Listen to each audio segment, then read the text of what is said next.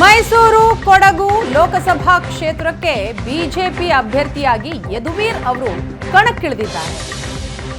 Asianet ಸುವರ್ಣ ನ್ಯೂಸ್ಗೆ ಯದುವೀರ್ ಮೊದಲ ಸಂದರ್ಶನವನ್ನ ನೀಡಿದ್ದಾರೆ. ಸಾಮಾನ್ಯ ಅಭ್ಯರ್ಥಿ ರೀತಿಯೇ ನನ್ನ ಆಯ್ಕೆ ಆಗಿದೆ ಅಂತ ಹೇಳಿದ್ದಾರೆ. ಅರಮನೆ ಬಿಜೆಪಿ ಜೊತೆ ಸದಾ ಸಂಪರ್ಕದಲ್ಲಿತ್ತು. ನನ್ನ ಸಿದ್ಧಾಂತ ಅಭಿವೃದ್ಧಿ ದೃಷ್ಟಿಕೋನ ನೋಡಿದಾಗ ಬಿಜೆಪಿ ಕಡೆ ಇತ್ತು. ರಾಜಕೀಯಕ್ಕೆ ಬಂದರೆ ಬಿಜೆಪಿ ಅಭ್ಯರ್ಥಿ ಆಗಬೇಕು ಎಂಬ ಆಸೆಯೂ ಇತ್ತು. ಮೈಸೂರು ಕೊಡಗು ಕ್ಷೇತ್ರದ ಬಿಜೆಪಿ ಅಭ್ಯರ್ಥಿ ಯದುವೀರ್ ಅವರು ಕೊಟ್ಟಂತಹ ಹೇಳಿಕೆ ಇದು.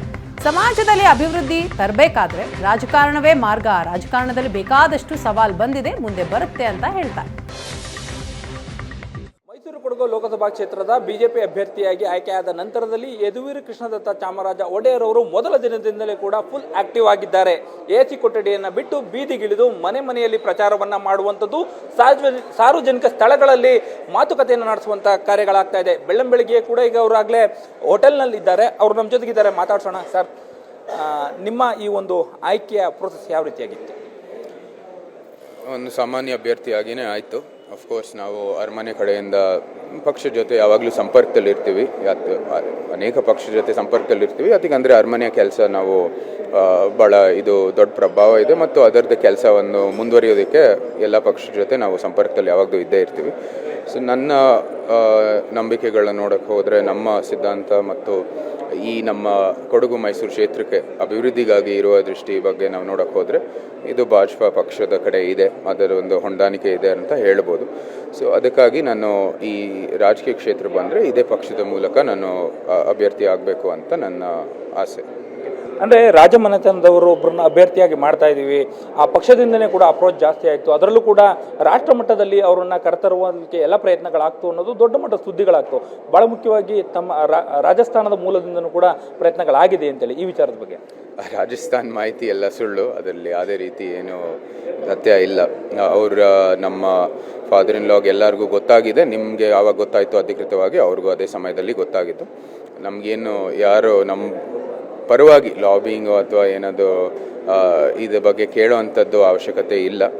ಇದೆಲ್ಲನೂ ಜೊತೆಗಾಗಿ ಒಂದು ಸ್ವಾಭಾವಿಕವಾಗಿ ಕಲ್ಟಿವೇಟ್ ಆಗಿರುವಂಥದ್ದು ಪ್ರೋಸೆಸ್. ರಾಜಮನೆತನದಲ್ಲಿದ್ದಂಥವ್ರು, ರಾಜಪ್ರಭುತ್ವವನ್ನು ನೋಡಿದಂಥವ್ರು ಈಗ ರಾಜಕಾರಣದಲ್ಲಿ ಎಂಟ್ರಿ ಆಗಿದ್ದೀರಿ.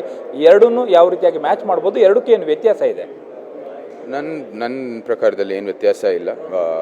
ಹಿಂದಿನ ರಾಜರು ಕೂಡ ರಾಜರು ಆಗಿದ್ರು ಕೂಡ ರಾಜಕೀಯದ ಮೂಲಕನೇ ಅದು ಕೆಲಸವನ್ನು ಮಾಡಬೇಕಾಗಿದೆ.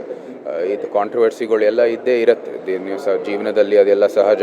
ರಾಜಕೀಯದಲ್ಲಿ ಅದು ಜಾಸ್ತಿ ಇರುತ್ತೆ ಅಷ್ಟೇ.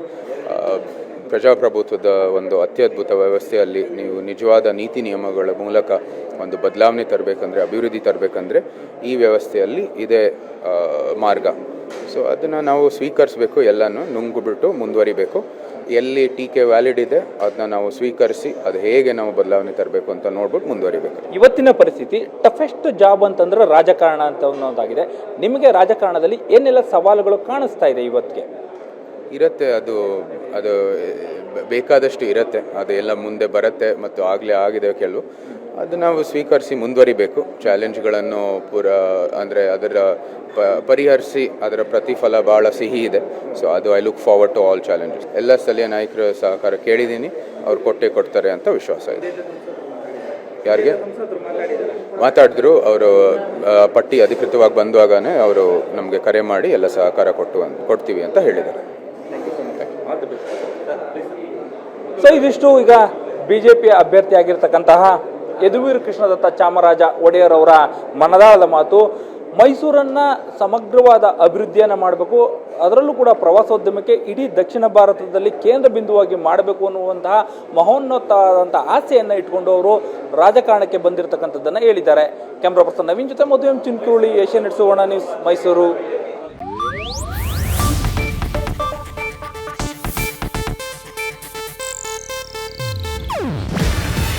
ಇದು ಏಷ್ಯಾನೆಟ್ ನ್ಯೂಸ್ ನೆಟ್ವರ್ಕ್ ಪ್ರಸ್ತುತಿ. ನೀವು ನೋಡ್ತಿದ್ದೀರಾ ಏಷ್ಯಾನೆಟ್ ಸುವರ್ಣ ನ್ಯೂಸ್.